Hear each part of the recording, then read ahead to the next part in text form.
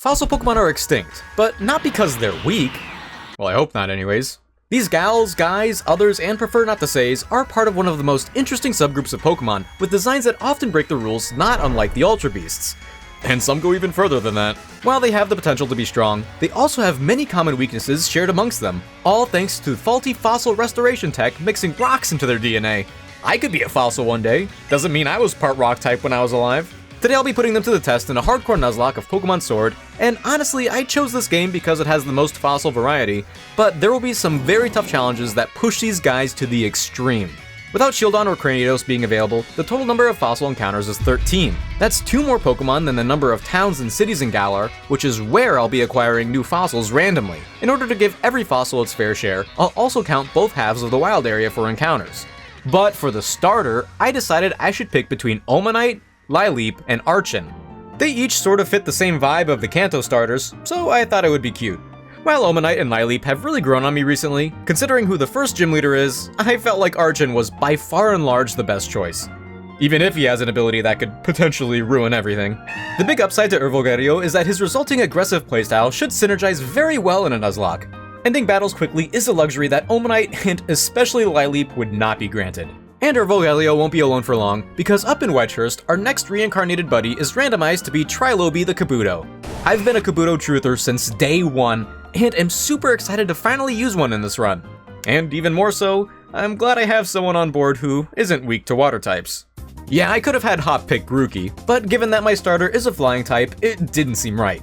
I mean, the Wooloo was never going to be a problem anyways, same goes for the Rookity in the back, but Sobble's water gun is truly a force to be reckoned with.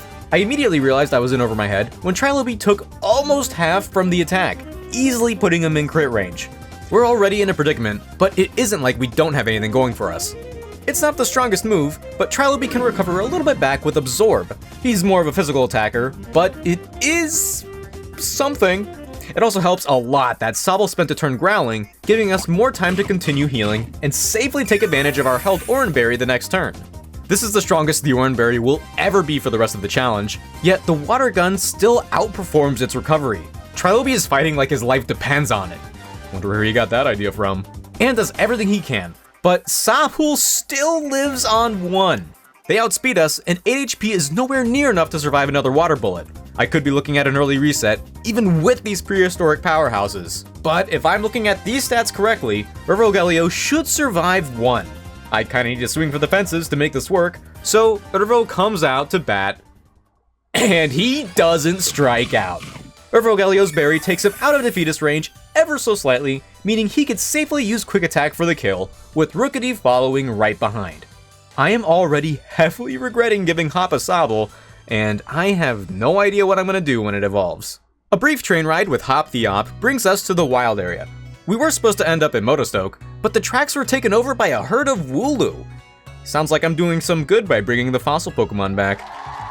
It feels a little early to cash in the southern wild area encounter, but while we're here, I'll make sure to check out the Watts Traders. I love supporting small businesses after all. Similarly, I could get the Motostoke encounter, but it wouldn't feel right as I'm not here for its gym just yet. Am I being too stingy? Maybe, but I don't want to pull like REDACTED and just steamroll the entire early game. And I am enjoying my time with Ervolgario and Trilobee. Smile. Still, we take the time to participate in the gym challenge's opening ceremony while we're here. Trainers from all over the region aim to take on this challenge and be the one to battle Leon at the end. I'm no different, but I'm also driven by my fossil Pokemon.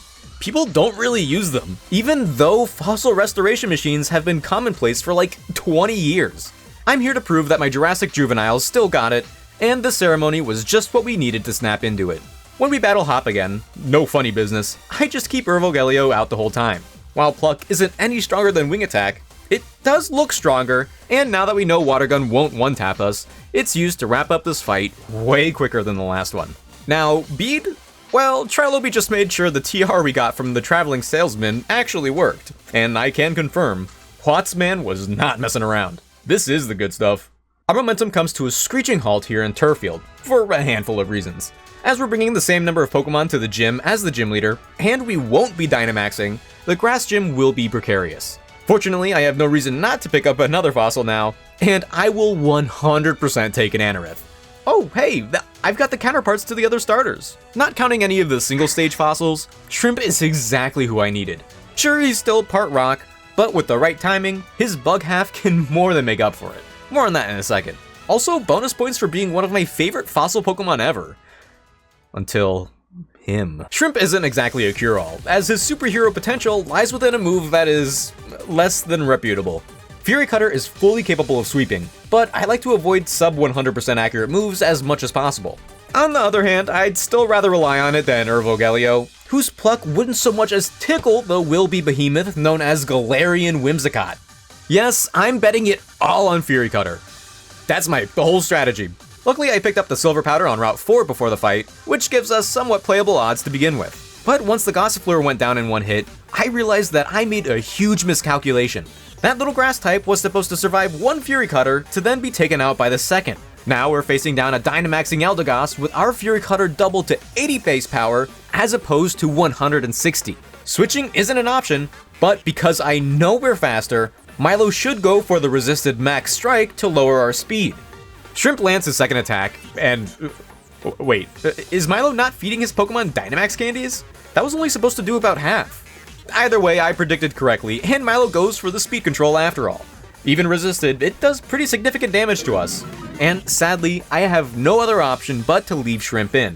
A couple of miscalculations unfortunately brought us here, which Milo is sure to capitalize on, meaning Shrimp is the first of our fossils to go... Oh, wait a minute, what? There's no way Shrimp should have survived that. Well, alright, we will take it. I guess I don't know anything about Pokemon, but either way, Shrimp finishes the battle off with a 100% accurate Bug Bite as we get by with the skin of our teeth. Hey, I forgot to put this in the script, so I'm just gonna freeball it. If you like the video so far, then I'd appreciate a like, subscribe, and a hype if you're on mobile. Particularly the hype. I should do improv. I did some figuring in anticipation for the first battle against Hop's Drizzile, and already that thing outspeeds all of my Pokemon. With Water Pulse ready and waiting to decimate my whole team, I think it's time to cash in my fossil from the southern part of the wild area. Please don't call me a hater, but Omanite was one of the only wrong answers. And I could have gone without the naive nature too. Your life is on the line. Yes, it is. Well, we're gonna make lemonade one way or the other. It just depends on Nautilustre's ability on how that lemonade is made. It's a way riskier version of our strategy against Milo, but at this stage, the only move even capable of maybe threatening Drizzile is, yes, Rollout. This move doubles in power just like Fury Cutter, but its base 30 damage and 90% accuracy makes it a direct downgrade. The only perk is that it's on Nautiluster, whose typing and defenses are all that's capable of pulling us out of the mud. The only way for us to one-shot Drizzile with Rollout is if we first hit Wooloo 3 times in a row. That means multiple turns where the Cotton Ball caricature can do massive double-kick damage, but he ultimately just uses status moves, one of which is Growl, but I'm pretty confident in the Stab 240 base power Rollout. Call me crazy. Drizzile is here, and everything is going according to plan so far. Water Pulse is Hop's first move after all, which does just over half and confuses Nautiluster. Confuses? That wasn't part of the plan. Our Roaring Berry takes us out of Water Pulse kill range, but Nautiluster really needs to lock in because I have no other plan. And he lands the 4th Rollout, which isn't enough to kill after Growl. Nothing more I could do at this angle, so I just watch as Drizzile whiffs a bind? Then in a moment of truth, Nautiluster manages to land the 5th Rollout, taking out Hop's starter without any casualties. Way to go, Buster! I am legally not allowed to complain about RNG for the rest of the run. That's crazy! While fossil Pokemon are primarily rock types, at this point, all of the remaining options would be decent against Nessa. So while Lileep is truly an amazing get, really I would have taken anyone. Though I would be lying if I said I wasn't hesitant about Nemo's knee's questionable offensive ability. And that hesitation remains even when we finally challenge Nessa, in part thanks to our strategy being one that I never go for, and one that I highly recommend against. But recovery options are limited, and I have zero intention of pivoting out. With that in mind, there really is no reason not to use Ingrain. Nemo's knee either wins or loses, it's as simple as that. Ingrain can be a powerful move, as it heals the user each turn, not unlike Leftovers. But the trade-off is that the Pokemon, Nemo's knee in our case, is tethered to the ground and unable to switch out. The user always sees the end of the battle, or sees their end in the battle. Fortunately, our bulk at this stage of the run makes this a workable angle but we're also left open to things like Whirlpool and Confusion, the combination of which can cancel out our advantage entirely. But just like his Cantonian brother, Nemo's knee is unbothered by the Confusion, and the Ingrain along with Mega Drain take out the Goldeen while leaving him near full for the Aracuda. This little gremlin also threatens Cheese with an infinite combo of Bite Flinches, a combo that appears to be closer to fact than fiction. But that's partially why we have Protect. Ingrain stalling keeps us plenty safe and completely prepared to face Dreadnought. And Protect stalling also does wonders against Dynamaxed Pokemon, especially in a challenge where I can't use the mechanic myself. What also helps is that Dreadnought refrains from spamming its strongest water-type attacks. Instead, they were sort of setting up for Water Gun by lowering our special defenses, I guess? If they spammed Razor Shell's Max Geyser, we could have been in for it, but ultimately, Nemo's knee is able to tank everything they throw at us. From Dreadnought's third turn of Dynamax to the rain-boosted Razor Shell, nothing about Nessa's sequence of attacks was beneficial to her, and Nemo's knee wraps it up with the Energy Ball to get the kill. It has taken me an unusually long time to get to this part. Usually I'm able to breeze past this point of the gym challenge, but our Fossil's limitations have been very fear-inducing up through now. On the bright side, I believe we're finally able to kick back at least a little, even if that includes kicking back with Galar's first ever Trillionaire. Wait, he became a Trillionaire how? While our Paleozoic family is still put to the test in battle after battle, we continue our R&R as the power creep hasn't entirely caught up to us yet.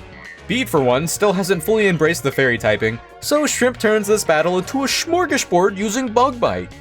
Waiter, I'll have what he's having. The double battle against the Team Yell Grunts also resulted in 0 fatalities, however one of them had a Pancham which ended up being a massive problem.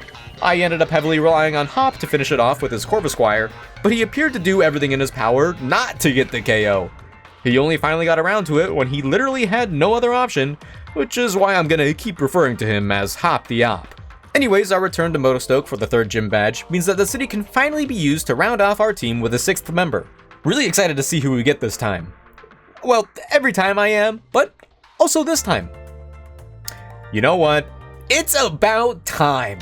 I've been dying for one of the Galar fossils the entire run, and while Dolton isn't quite a Dracovish, and they lack the rock typing that the others would thrive with within the fire gym, I'm still gonna use them, darn it!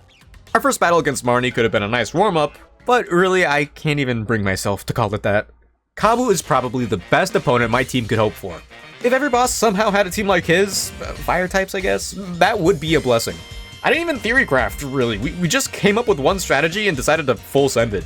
Nautiluster is our lead, and he has 2 jobs. One is to set the Stealth Rocks, while the other is to absorb the future Intimidate from Arcanine. If the Will-O-Wisp from Ninetales happened to land and comboed with Fire Spin Chip, I could have still safely switched to the Trilobee later on.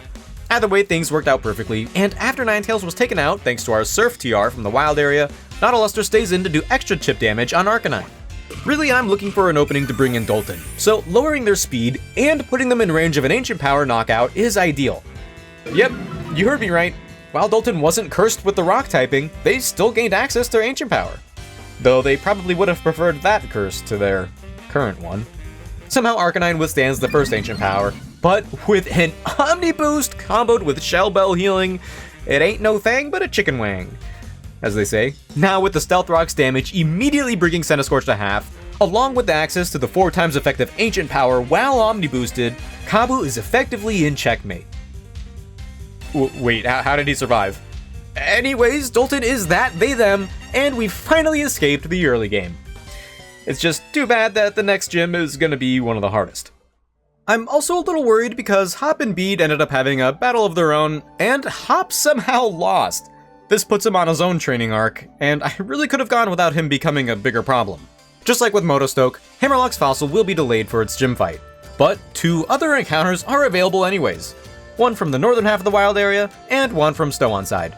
I really have to rip both of them right away because Bee's fighting types have a serious chance to sweep the team.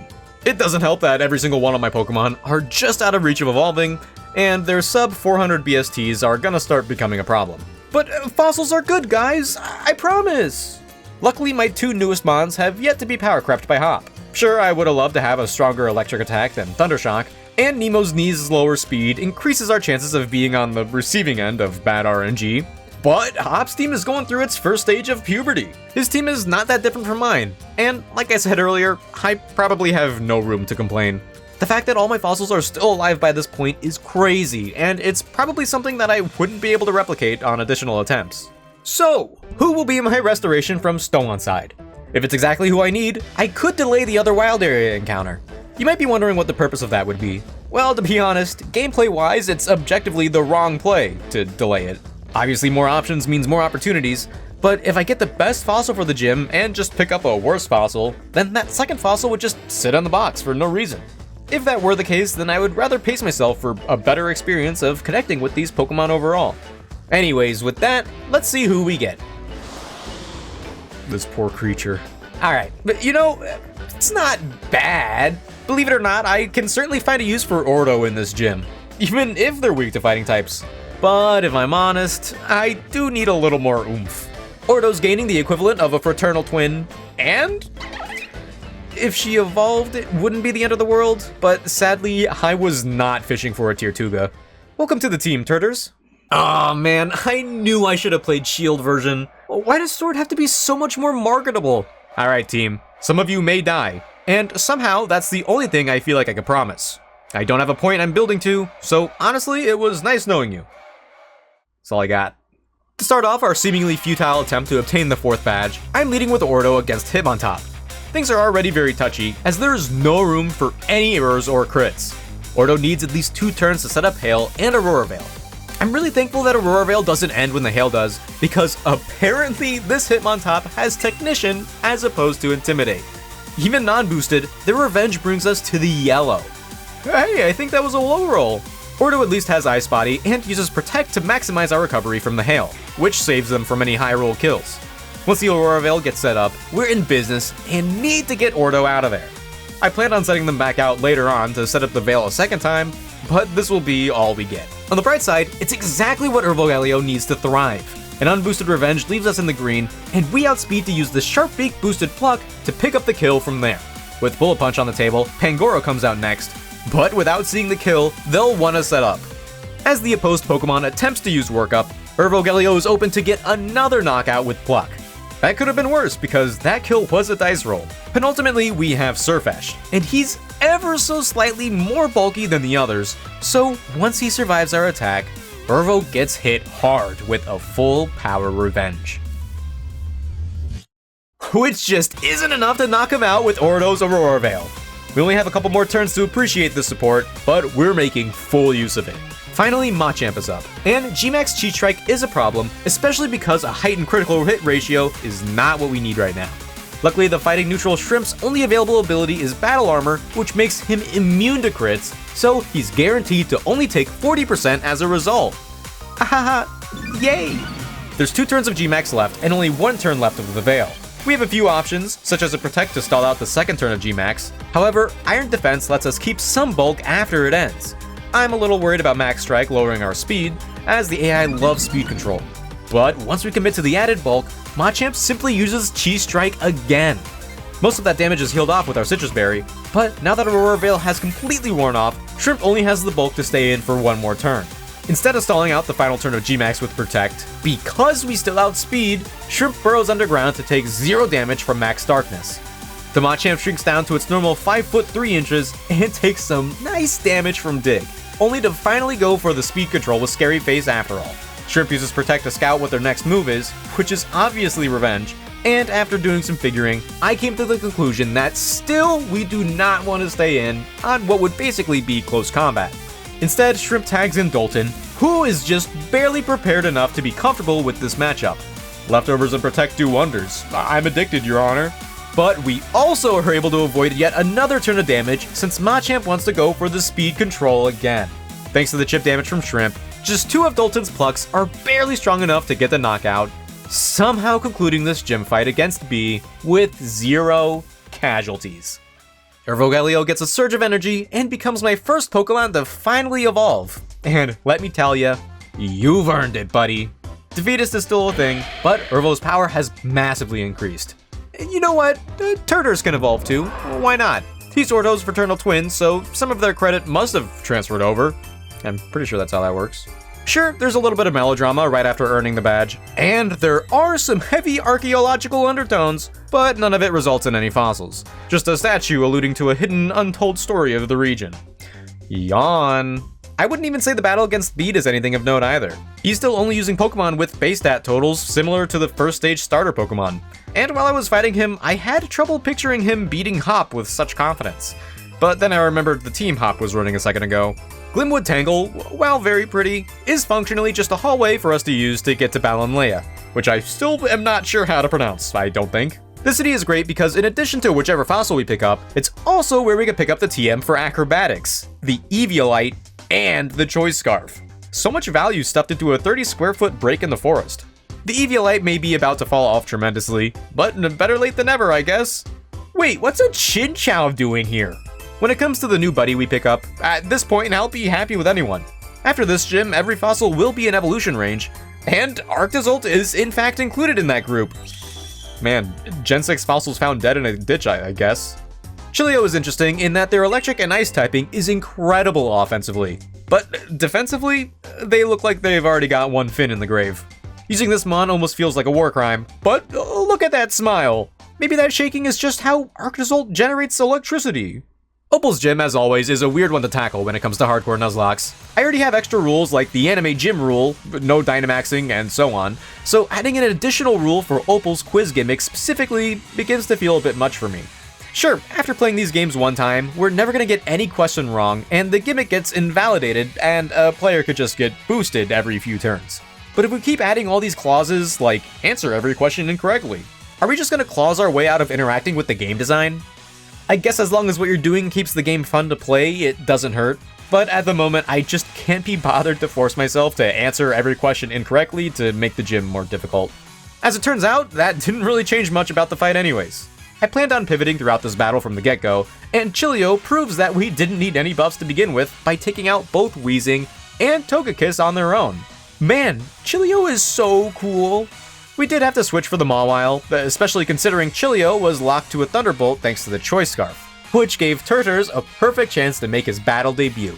Wow, to take out a Mawile too. I guess Goku must be next. And it looks like I'm using the quiz boost after all, because I forgot that the final boost was a 2x multiplier to attack. Even against an entire elementary school's worth of dough, once Turturs survives the G-Max finale and lands a super effective Iron Head, Alcremie is just low enough for us to sneak out the kill with Aqua Jet, even while they're all big and large.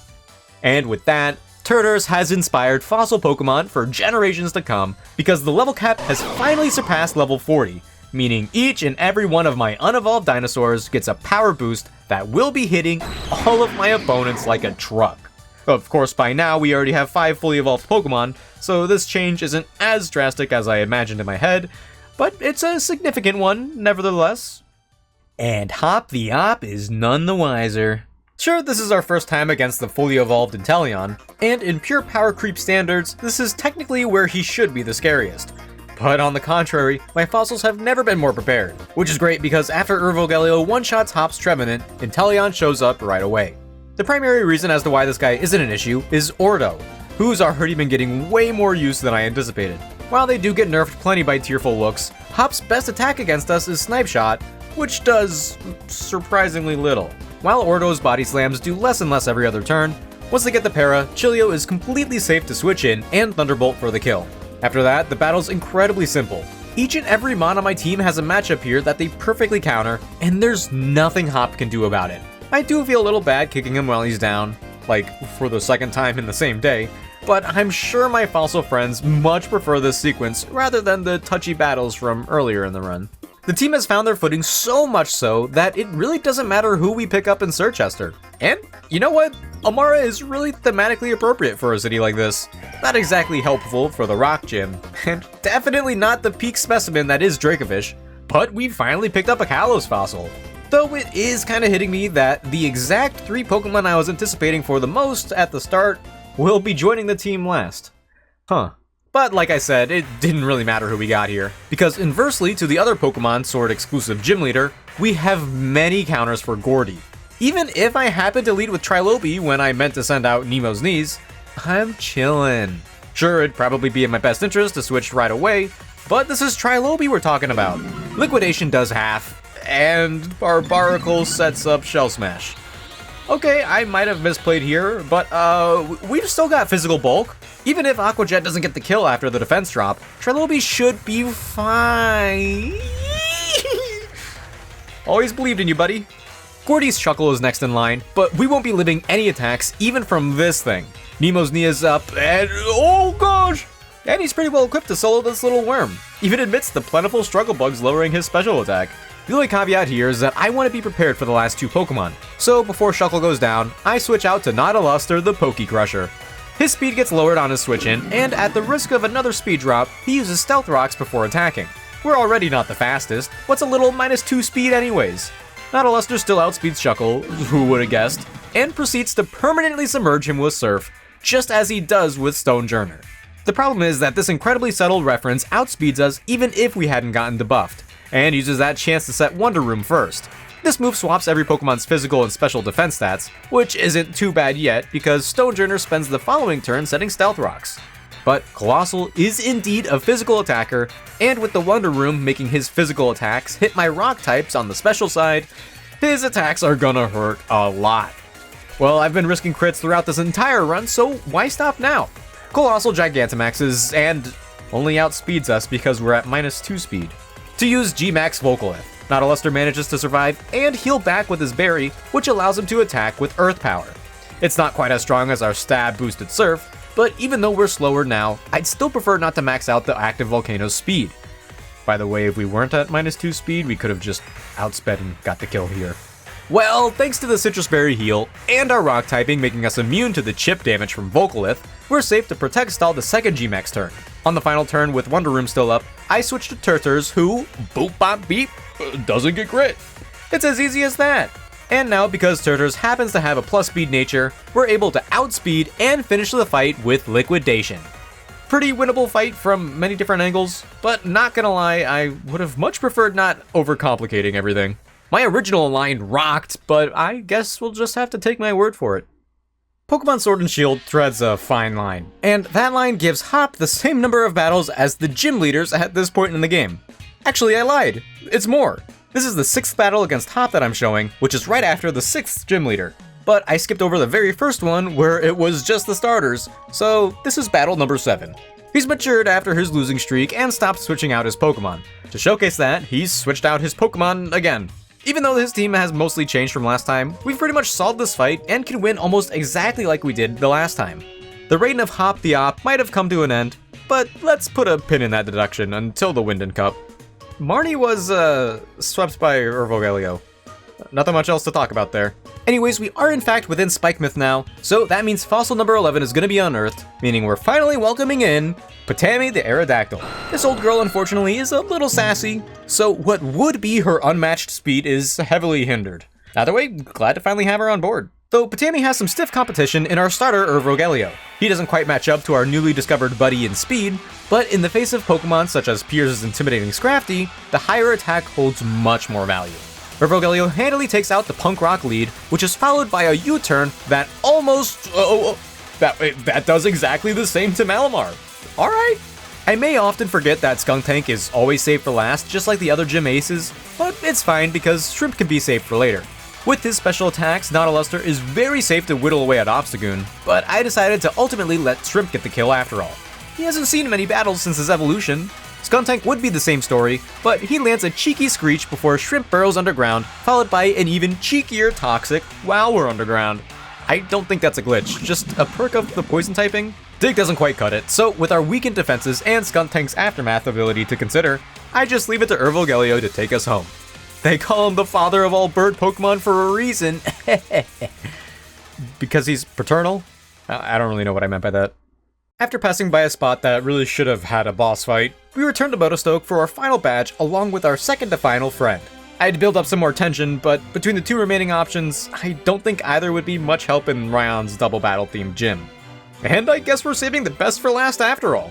Regardless, I love me some fossil Pokemon, so the addition of Taylor X at least raises my spirits.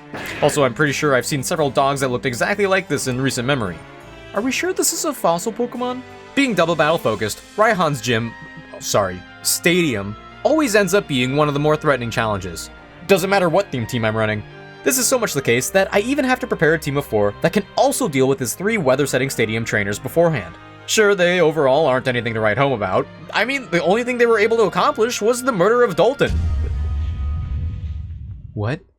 So, earlier in the final trainer battle, Taylor X missed a Fire Fang on the Abomasnow, which meant that it was able to survive a few more turns than I planned. That one's partially on me though. I considered switching to Nautiluster, but with the grass type of Abomasnow still alive, I didn't think that would be very smart. Furthermore, I was supposed to give Taylor X the wide lens to cover for the miss, but I forgot. Dalton was such an iconic Pokemon, and now with her out of the picture, we'll be facing Raihan with an even further nerfed team. This time I'm leading with Nautiluster and Ordo. Both have been amazing in this run so far, I'm crossing my fingers it stays that way, but Ordo in particular has stepped up in way more ways than one. So much so that they're beginning to sway me on Arctovish. Raihan's Flygon and Gigalith stare us down on the other side of the field, the latter of which sets the sand, which his entire team is built around. That is partially why I'm protecting with Nautiluster turn 1, which gives Raihan exactly one opportunity to attack with both Mon.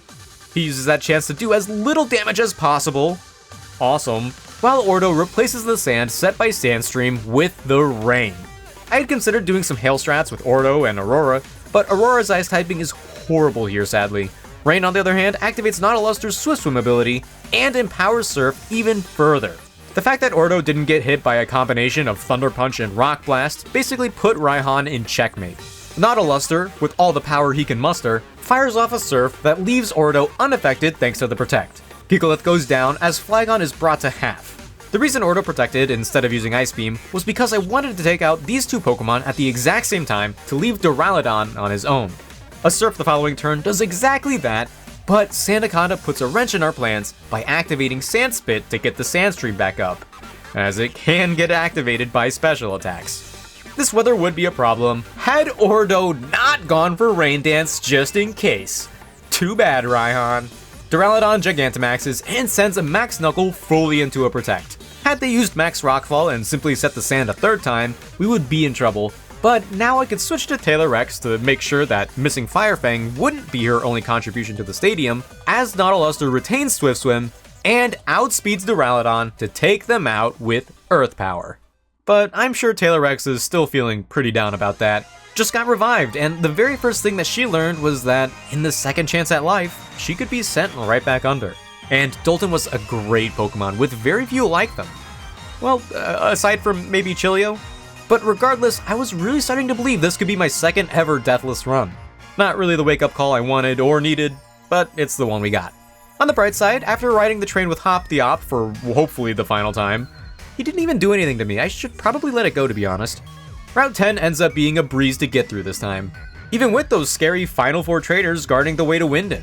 It feels great to finally reach the city, which really feels like it should be more explorable, but it's not like that exploration would get us any closer to the final fossil Pokemon of the run anyways, who just so happens to be Dracovish. What a surprise! Orden will be taking the torch passed on by Dalton, and ideally they'll wield it well, because I plan on bringing Orden to the first stage of the Windon Cup semifinals. Also, real quick, one last thing. A huge pet peeve of mine about Sword and Shield is that they redid the box sprites for fully evolved Pokemon in this game, except for the ones that they didn't. There's only like a handful that they left out here, and doesn't Nemo's knee look so out of place? The Windon Cup begins with me versus Marnie. Not super exciting considering her track record, and this battle is something of a repeat of previous events as Irvogelio once again sweeps her team with various combinations of Acrobatics and Dig, but mostly Acrobatics. We can't exactly repeat that strategy against Grimmsnarl though, particularly due to the fact that it's Gigantamaxing. But we still outspeed, so Irvo gets one last little bit of chip damage with U-turn before I start pivoting into my plethora of bulky Pokemon. First it's Nautiluster into the G-Max Snooze, and then a Protect to stall the first 2 turns. He falls asleep, but that's fine because Turturs tags in to do the very same job. With that, they've been completely stalled out of max turns, so Turturs takes this opportunity to Protect stall some leftovers recovery before Grimmsnarl uses Bulk Up. Somehow I overlooked this, and this is actually the worst case scenario. Turturs can't survive a boosted Darkest Lariat even now, so while liquidation damage would be super valuable, I opt to pivot into Orden. Ton of Torment, come on! I did this because I wanted to bait the less powerful Spirit Break to make an opening for Nemo's knee. That move is certainly coming out next as Orden should be in kill range of that move. No way. Okay, I lied. This is the worst case scenario. Nemo's Knee can survive one non-crit Lariat to return the damage with Sludge Bomb, but since we're slower, these traits are not ideal. It's a little risky considering their doubled attack and defense, but Orden does have a chance to save the day on their return. That's because they do in fact survive a boosted Lariat, and can outspeed to land the Strong Jaw boosted Ice Fang. But without a Muscle Band or a Choice Band, we just barely missed the mark. Man, I just got them too. Well, on the bright side, Grimmsnarl is clearly in kill range for Oh my gosh, I forgot they cheated in the Windon Cup. Well, Acrobatics and U-Turn is still fine damage, but now we're in a real pickle. The only Pokemon that outspeed Grimmsnarl are Urvogelio and Nautiluster, the latter of which is still asleep. In hindsight, I should have swapped the early battle rolls of Nautiluster and Turturs, so that Turturs fell asleep instead. That way Nautiluster could just get the kill here. Planning ahead for Hop, I realized that I'll need to make a sacrifice that not only gets me out of this fight, but doesn't lose me the following match. Unfortunately, that means Turturs will have to bear the weight of my blunder as we say goodbye to Ordo's little brother. Urvogelio finishes this fight with a Sweep Bite technicality, and oh man, that could have been so much worse. The enemy rule for the gyms that I implemented extends to this tournament in order to liken it to the Elite Four of earlier games and to an actual tournament. I didn't limit myself to 5 Pokemon this time, mostly because I forgot that I used the rule like that last time, but I do lock my team to the same 6 Pokemon for each segment of the Windon Cup. I wasn't too worried about Hop the Op and his Dynamaxing Inteleon before, but down to only 4 Pokemon, I definitely am now. My North Star Urvogelio alleviates much of my worry, because his inclusion more or less means that I only have to worry about 2 of Hop's Pokemon. Both Dubwool and Pink Urchin disappear in a matter of seconds, and in the Pink Urchin's case, it's because I only just realized that I could teach my starter Earthquake. How nice! Corviknight is heavily checked by the bulky Nautiluster, who also dodges their final Steel Wing before taking them out, which is incredible because we'll need all the HP we could get. This is because my Snorlax counter was the late Orden, who was the only Pokemon in my entire box who didn't take super effective damage from him. Now we kinda have to risk multiple crits, but even still, Nautiluster does significant damage with Scald in an attempt to land the burn. Nautiluster takes the Hammer Arm like a champ, and heals most of it back with his Citrus Berry. They're wide open to get hit by yet another Scald, but still no burn as Snorlax retaliates with a Heavy Slam this time instead. We're not exactly in kill range from Hammer Arm yet, so this is still a random move, but I'd like to bait a Max Geyser from the Inteleon when he enters, so flipping the 3-sided coin of Snorlax's 3 attacks, I switch back to Urvo, and they go for a Heavy Slam. Very cool. While Urvo did survive, now that he's in range to activate Defeatist, Acrobatics won't be strong enough. Instead, he U-turns out of there to bring back Nautiluster on another Heavy Slam, which is the best case scenario this time. Snorlax still isn't quite in heal range, so Surf finally takes him out. Inteleon is now up to bat, and has Mudshot, soon to be Max Quake. This move is obviously super effective into Nautiluster, but we can also technically bait Max Geyser because we're so low. Not a very optimal position, which is why I wanted Urvo out there. With so few Pokemon and so few opportunities to knock Inteleon out, especially because he even outspeeds Urvogelio, Nautiluster needs to stall a turn by surviving an attack with Protect. It's a long shot, but I really don't have any other options. I can't handle any more loss, so hang in there, buddy! No way he did it. Well, for this battle, that's all Nautiluster can muster. So now we could switch to Ordo. They enter in on a second Max Quake, which raises Inteleon's special defense a second time, before we Protect stall the final Max turn. The resulting stat changes are a little awkward now, but with Freeze Dry, we should be completely... I forgot to relearn Freeze Dry. But with Nemo's Knee, we should be completely safe to finish out our final battle against Hop. Not at all how I thought these battles would go, and they were supposed to be the easier ones. This whole Windon Cup section is about a third of the game, rather than just the tail end, so I was really hoping that these 2 battles would have been over way sooner. With only 10 fossil Pokemon left, we'll need to be incredibly careful.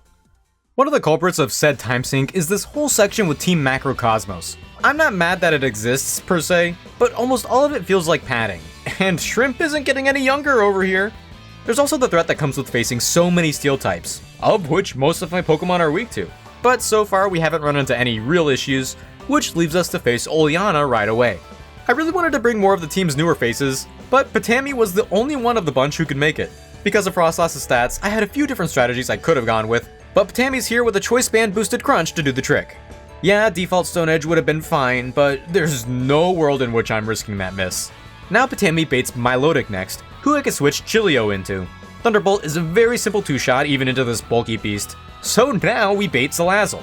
Similarly, I could switch into Nautilus, who has access to Earth Power, luckily enough, which leads to a matchup between Shrimp and Serena.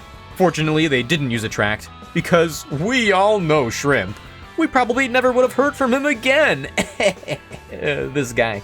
And finally, Garbodor was a little bit easier to deal with than G usually is. Shrimp has enough HP remaining after his previous fight to risk a crit from Max Quake, and after that, Nemo's Knee was safe to stall the 2 remaining G-Max turns. Had things had worked out slightly differently, and Nemo's Knee was forced to stall all 3 turns himself, I would have simply switched to Trilobi. You see, Garbodor has weak armor, which raises its speed after receiving hits, but after its G-Max ends, it almost always goes for Toxic Spikes. Trilobi would have had an opening if Nemo's Knee was too low, and even if Garbodor didn't use Toxic Spikes in that scenario, weak armor lowering their defenses would have made Aqua Jet plenty strong enough. Alrighty, just like the Windon Cup semis, all 4 battles of the championship bracket will be dealt with by the same team of 6. Pretty terrified over here, particularly thanks to my Fossil's limited type diversity. My best shot at winning means bringing Irvogelio, Trilobi, Nemo's Knee, Chilio, Aurora, and Taylor Rex. All have unique typings as far as fossil Pokemon go, but we'll be risking crits left and right. On top of that, I only realized right when it was too late, but I forgot to pick up the Experience Charm, meaning our levels will be scaled way further back than normal by the time we get to our rematch against Raihan. At the very least, Bede will scale normally, and my strat for him is pretty consistent compared to my other challenge runs. I know leading with Taylor Rex against this fairy specialist, who's also leading with his steel type, might seem weird, but because my little dinosaur is so cute, she charms away at Mawile until she's at -6 attack. Aside from a random crit that randomly doesn't happen, that means Irvogelio is safe to tag in and increase his body count. The reason I didn't lead with my very airborne avian was because Mawile's Intimidate would have weakened him way too much, but now he instead paves our way to G-Max Hatterene. Archeops is usually written off in most serious play because it isn't very difficult to break through its defenses to activate Defeatist. But so long as you don't care about Defeatist activating, that mediocre bulk is very usable at protect stalling even fashionable foes like this. Max Mindstorm somehow doesn't even activate our ability, so we're free to rip a full power U-turn to pivot out to Aurora. This matchup is the primary reason she's getting her big debut, because she's the only one here who's capable of tanking even a Psychic Terrain boosted max move, and follow that up with the support of Light Screen. Aurora is able to fully wall Hatterene, and instead of staying in, we leave it to the all-reliable Nemo's Knee to finish us out. Even terrain and weather boosted, the Light Screen was exactly what we needed to be the bigger wall. Nessa had me a little perplexed, not because I didn't know what to do against her. I mean, I'm always gonna leave this to Chilio. They're so cool. I just didn't know how I wanted to do it. I thought about giving them the Choice Scarf to outspeed most of Nessa's team, but I didn't want to be hurt by the first impression. Instead, Chilio has the classic but admittedly tired strat of Protect Leftovers to maintain against her team. As it turned out, that was incredibly necessary because sweeping most of her team would not have been possible otherwise. Thanks to that relatively late change, Chilio safely brings us face to face with Dreadnought, whose G-Max turns can be stalled, again, thanks to Protect.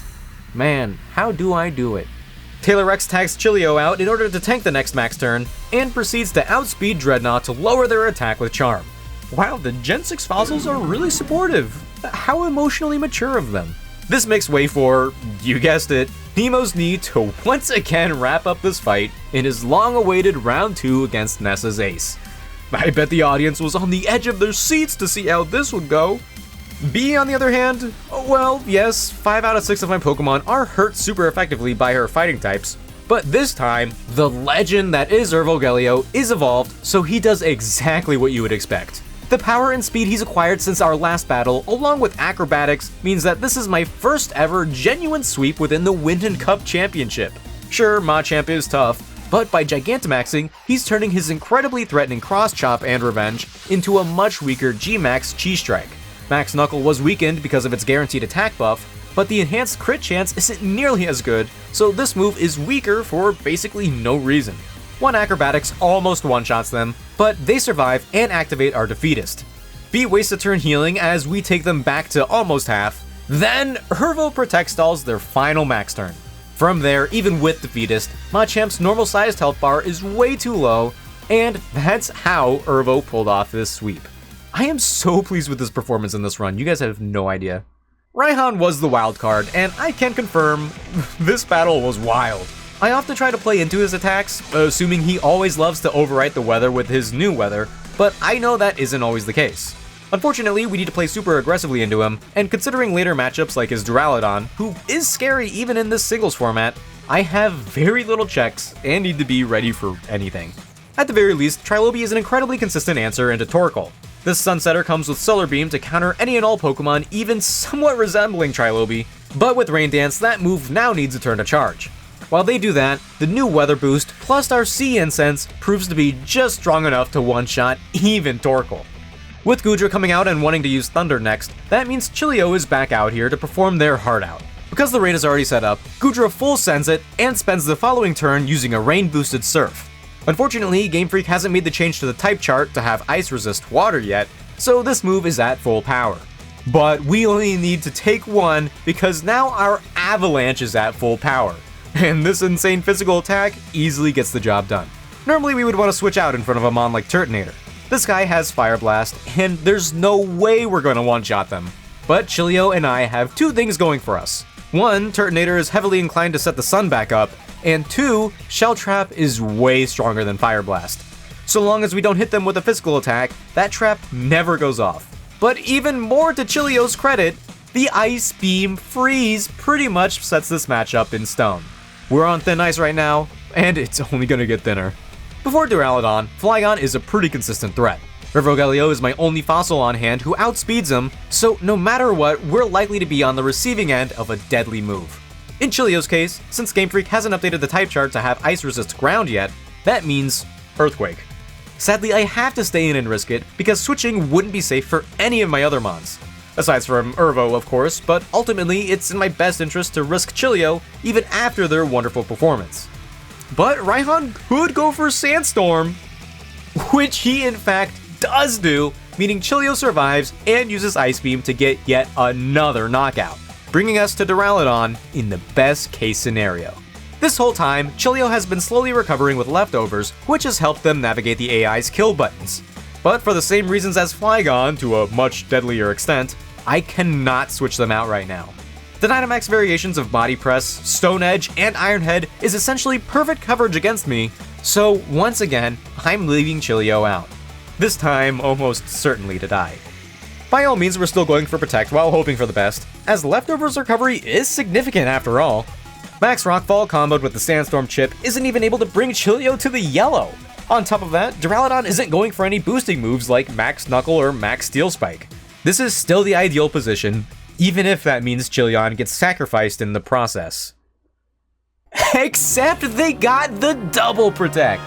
Once again, my half-frozen abomination / positive stalls out a terrifying max turn, and again, it wasn't even a boosting move. I literally could not ask any more from this Pokemon, because they have taken this chance to go above and beyond. Thank you for your service, Chilio. We will not forget about you. Oh baby, the triple! I had to go for it, and Chilio pulled through. I had hoped Orden would inherit the legacy of Dolton, but Chilio was here the entire time, and he wants to live. Well, now I have to switch, and even though Duraludon boosted his attack on that final turn, there is technically a deathless path out of here. It's risky, but I have to go for it. That path begins with Trilobee. He tanks a non-crit Stone Edge, which is exactly what we're looking for. That was Duraludon's weakest move into him, so now there's a chance that we survive and return the damage with superpower. But Trilobee just didn't have it like that. Not against Body Press anyway. I feel like I heavily underutilized him throughout the run, but he went down fighting, and we'll make sure that we make it to the end. Taylor enters the fight and manages to survive an Iron Head in order to reverse this suspiciously toilet-shaped opponent's buff with Charm. I promise she has other moves, guys. Although Body Press is based off of their defense stat, who else but Nemo's Knee tags in and handily... no, Body Press is still too strong. Well, with the fighting type neutrality, who else but Ervogelio tags in and handily closes out the fight with the help of a move that isn't acrobatics. What a concept! By the skin of our teeth, we've maintained that fossils aren't all washed just because they're old. and making it through the Windon Cup championship has all but proven that fact. However, our challenge isn't finished yet, and bleeding out members like Trilobi is going to catch up to us. We only have a couple battles left, but they are not going to be easy. Well, you would imagine so, considering Chairman Rosa's team consists entirely of steel types, right? On the contrary, her Rogelio, the living legend, has it entirely under her control. Since Leon brings the level cap all the way to 65, a level cap that I feel like should be contested for the game's integrity, but not enough people Nuzlocke this game to dive into that conversation, that level boost synergizes with Heat Wave of all moves to more or less take out most of Rosa's team. The only holdup is the Caparajah, which we can protect, U-turn to Ordo to tank the rest of the attacks, and then finally leave it to Nautilus to switch in and snag the knockout with a Choice Specs boosted Earth Power. Fossil diff, I tell ya. And Eternatus is the reason I didn't simply sacrifice Aurora back against Raihan. This old gal is the only Pokemon I have, as far as I'm aware, who's capable of tanking 2 whole Dynamax cannons, then dishing it all back and then some. Without Aurora, this could have been a huge problem, but Phase 1 is handily taken care of, while in Phase 2, Eternatus doesn't even attack Aurora once. We get out scot-free.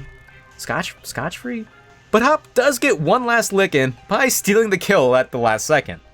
How does he always do that? The time has finally come to fight Leon.